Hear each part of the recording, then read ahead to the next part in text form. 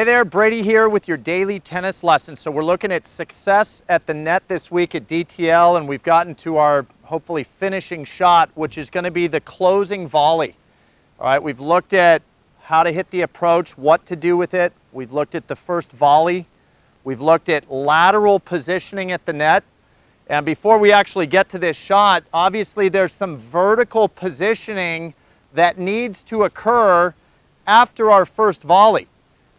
It's kind of the endless rally if we stay back too far. So what we would like off that first volley, if we can get it deep, once we're following the direction of the ball laterally, we'd like to close into the opponent. I think we'd all agree the farther back we are, certain variables come in. So closing volley has everything to do with vertical movement up inside the court.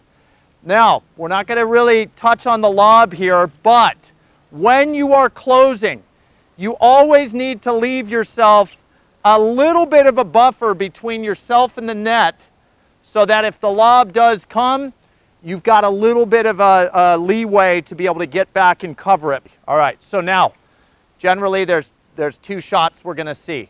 We're going to see a closing volley that occurs at a high point, and a closing volley that, because they hit it so floaty and weak, it might have just drifted over, and even though we've closed in, we've got a lower volley on our hands.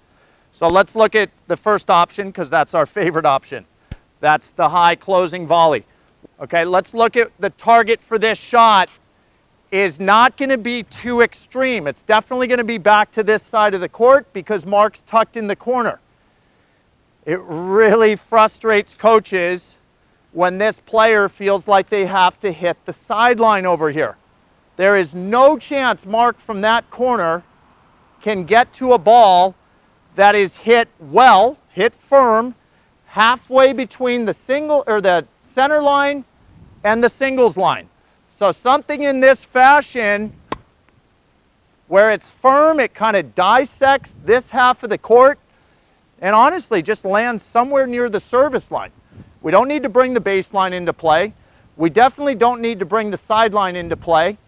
And anything too shallow obviously brings this guy into play. And I know we've all missed a couple of those closing volleys into the net because we're trying to get it from point A to point B a little too quickly. So simple math. Dissect the opposite half. If I had gone into his forehand, I'd be taking my closing volley to about the service line, halfway through the ad side of the court. If he gets it low on me, all right, this is where we've got a couple options. Definitely need to start loosening our grip. You got to remember, it was okay to keep a firm grip on the low volley around the service line, if not a little back, because we had space between ourselves and the net. Once we're at a closing volley and the ball is low, if I squeeze this grip too tight, I for sure am going to pop it into the net, and if I clear the net, it's going to go into the fence. So your grip pressure on a closing volley that gets low needs to loosen up. All right, Mark, I'm going to have you feed me one. The option I love for target here, in terms of me hitting a shot that Mark can't get to or maybe is, scrambling to, where maybe I have one more volley, but I'm definitely still in a position, even when I'm low, to be thinking that this is probably the last shot of the rally, if not the second to last shot. We must be thinking aggressively on these closing volleys. Of course, when it's high, aggressive. And aggressive, take that with the caution I said. It's not my crazy aggressive target. It's aggressiveness in terms of I've set the table with these other shots and all this nice positioning to end the rally now.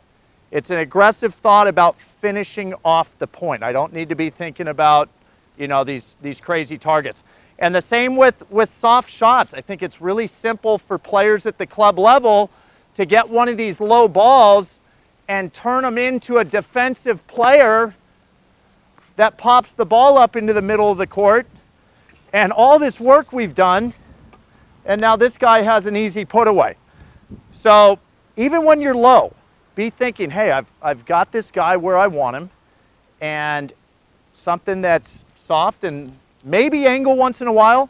And if I saw Mark racing, I still have the ability to go back into the corner over there. This isn't like 100% of the time we need these exact targets, but a majority of the time that we get a closing volley, high to the opposite side of the court, dissect it, hit around the service line, and low, similar. Dissect the other half of the court, play the ball a little bit shallower, simply because we're using a little less grip pressure.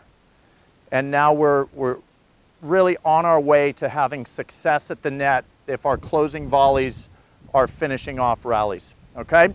That's all we got today. Hope that was super helpful. Please click like below this video.